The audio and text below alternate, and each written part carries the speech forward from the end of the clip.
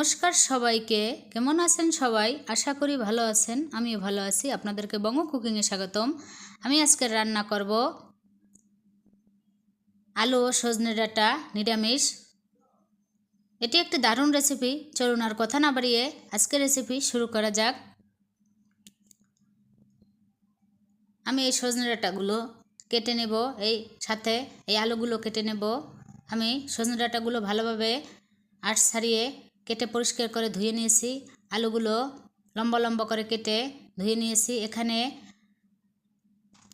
৬-৭টার মতো কাঁচামরিচ ও পরিমাণ মতো সরিষা বেটে নিলাম। এখানে একটা টমেটো বড় সাইজের গ্রেট করে নিয়েছি। এবারে চুলায় একটি কড়াই বসিয়ে দিয়ে কড়াই পরিমাণ মতো তেল দিয়ে দিলাম। তেল গরম হলে তেলের ভিতরে আলুগুলো দিয়ে দিলাম। সামান্য পরিমাণে একটু লবণ দিয়ে দিলাম। এবার আলুগুলো একটু ভেজে নেব।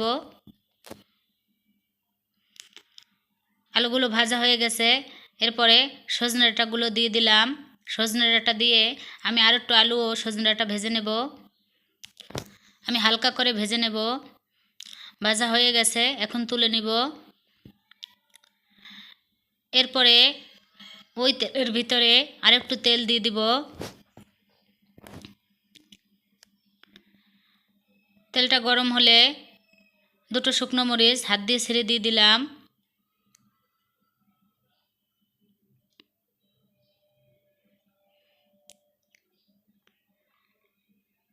এরপরে কালো জিরে দিয়ে দিলাম।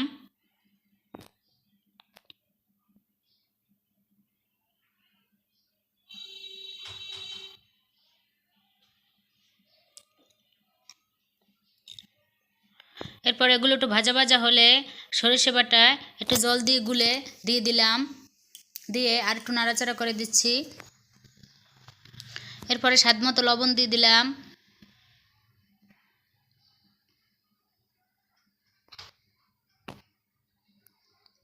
পরিমাণ মতো হলুদের গুঁড়ো দিয়ে দিলাম।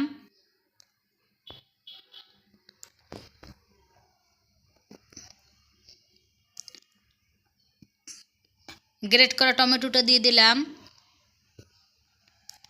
এরপরে আর একটু নাড়াচাড়া করে দিব।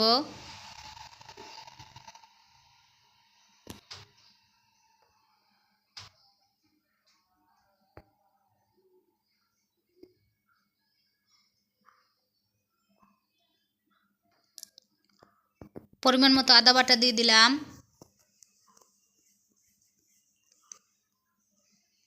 পরিমাণ মতো জিরের গুঁড়ো দিয়ে দিলাম। এবার মশলাটা ভালোভাবে কষিয়ে নিব।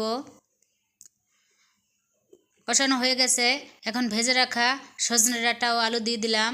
দিয়ে আর একটু কষিয়ে নিব। এরপরে জল দিয়ে দিব। জলটা দিয়ে আর একটু ভালোভাবে মিশিয়ে নিব। ঝোলটা ফুটে উঠলে আর একটু নাড়াচাড়া করে দিব। আমি প্রায় 10 মিনিটের মতো রান্না করে নিয়েছি। এরপর নামানোর আগে আমি পরিমাণ মতো একটু চিনি দিয়ে দিলাম।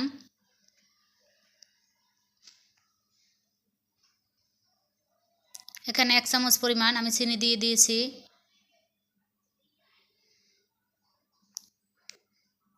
এবার আর একটু মিশিয়ে নিব।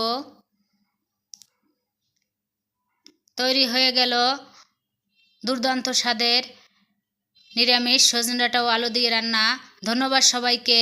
আপনারা এভাবে সজনে ডাঁটা রান্না করে খেয়ে দেখবেন। ভালো লাগলে লাইক, কমেন্ট, শেয়ার ও সাবস্ক্রাইব করে পাশে থাকবেন। ভালো থাকবেন। খুব তাড়াতাড়ি দেখা হচ্ছে বঙ্গ কুকিংয়ের নতুন আরেকটি রেসিপিতে।